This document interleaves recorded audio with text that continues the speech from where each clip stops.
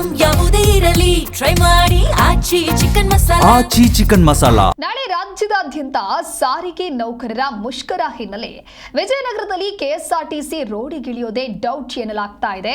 ಕಾರ್ಮಿಕ ಸಂಘಟನೆಯ ಮುಖಂಡ ಶ್ರೀನಿವಾಸ್ ಈಗ ಈ ರೀತಿಯಾಗಿ ಹೇಳಿಕೆ ಕೊಟ್ಟಿದ್ದಾರೆ. ಸರ್ಕಾರದ ಸುತ್ತೋಲೆಯ ವಿರುದ್ಧ ನಾಳೆ ಮುಷ್ಕರಕ್ಕೆ ನಾವು ತಯಾರಿಯನ್ನ ಮಾಡ್ತಾ ಇದ್ದೇವೆ. ಘಟಕದ ಸಾರಿಗೆ ಕಾರ್ಮಿಕರನ್ನ ಭೇಟಿ ಮಾಡಿ ಮಾಹಿತಿ ಕೊಟ್ಟಿದ್ದಾರೆ. ನಾಳೆ ಸಾರಿಗೆ ಕಾರ್ಮಿಕರ ಮುಷ್ಕರ ನಡೆಯುತ್ತೆ. ಕಷ್ಟಪಟ್ಟು ಕೆಲಸ ಮಾಡ್ತಾ ಇರುವಂತಹ ಸಾರಿಗೆ ನೌಕರರಿಗೆ 31/12/2023ರಲ್ಲಿ ನಮ್ಮ ಮೂಲ ವೇತನ ಇದೆ. ಅದಕ್ಕೆ 25% ನಮಗೆ ವೇತನ ಪರಿಷ್ಕರಣೆಯನ್ನ ಮಾಡಲೇಬೇಕು. ಕೊರೋನಾ ಟೈಮ್ನಲ್ಲಿ ಎಲ್ಲರೂ ಮನೆಯಲ್ಲೇ ಇದ್ರು. ಆದರೆ ಕಷ್ಟ ಕಾಲದಲ್ಲಿ ಆಕ್ಸಿಜನ್ ಮತ್ತು ಇನ್ನಿತರ ಸರಬರಾಜು ಮಾಡಿ ನಾವು ಕಷ್ಟಪಟ್ಟಿದ್ದೀವಿ, ಕೆಲಸ ಮಾಡಿದ್ದೀವಿ. 2021ರಿಂದ ಅಂದರೆ 1/1/2021ರಿಂದ 12/1/2021ರವರೆಗೆ ಅಂದರೆ 12 ತಿಂಗಳ ಹಿಂದೆ ಇದ್ದಂಥ ಬೊಮ್ಮಾಯಿ ಸರ್ಕಾರ ಮಾಡ್ತಕ್ಕಂಥ ವೇತನ ಪರಿಷ್ಕರಣೆ ಇದೀಗ ಹೊಸ ವೇತನ ಒಪ್ಪಂದ 4 ವರ್ಷ ಒಮ್ಮೆ ಜಾರಿಯಲ್ಲಿತ್ತು. ಇನ್ನು 2024ರಿಂದ ಕೊಡುವ ಬದಲು ಏಕಪಕ್ಷೀಯವಾಗಿ ಸರ್ಕಾರ 2025ರಿಂದ ಜಾರಿಗೆ ಮಾಡಿದೆ. ಇದನ್ನ 15 ತಿಂಗಳ ಸರ್ಕಾರ ನಮಗೆ ಮೋಸ ಮಾಡಿ ಏಕಪಕ್ಷೀಯವಾಗಿ ಈ ಸುತ್ತೋಲೆಯನ್ನ ಹೊರಡಿಸಿರೋದು ಎಷ್ಟರ ಮಟ್ಟಿಗೆ ಸರಿ?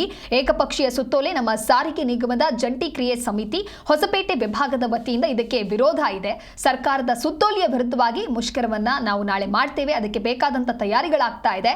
ಸಾರಿಗೆ ವಿಭಾಗದ ಕಾರ್ಯಾಗಾರ ಹೊಸಪೇಟೆ ಘಟಕ, ಹರಪನಹಳ್ಳಿ, ಕೋಡ್ಲಿಗಿ, ಹಡಗಲಿ ಹಾಗೆ ಹಗರಿ ಬೊಮ್ಮನಹಳ್ಳಿ ಸೇರಿದಂತೆ ಘಟಕದ ಕಾರ್ಮಿಕರನ್ನ ಭೇಟಿ ಮಾಡಿ ಅವರಿಗೂ ತಿಳಿಸಿದ್ದೇವೆ ಅಂತ ಹೇಳಿ ತಿಳಿಸಿದ್ದಾರೆ.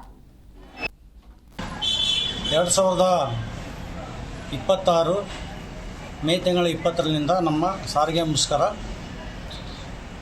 ನಡೀತಿದೆ.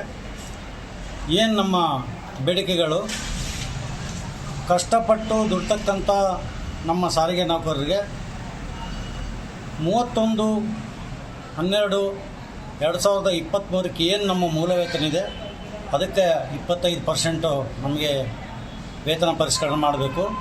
ಮತ್ತು ಕರೋನಾ ಕಾಲದಲ್ಲಿ ನಾವು ಎಲ್ಲರೂ ಮನೆಯಲ್ಲಿದ್ದರೂ ಕೂಡ ಕಷ್ಟ ಕಾಲದಲ್ಲಿ ನಾವು ಆಕ್ಸಿಜನು ಮತ್ತು ಇನ್ನಿತರ ನಾವೇನು ಸರಬರಾಜು ಮಾಡಿ ಕಷ್ಟಪಟ್ಟಿವಿ.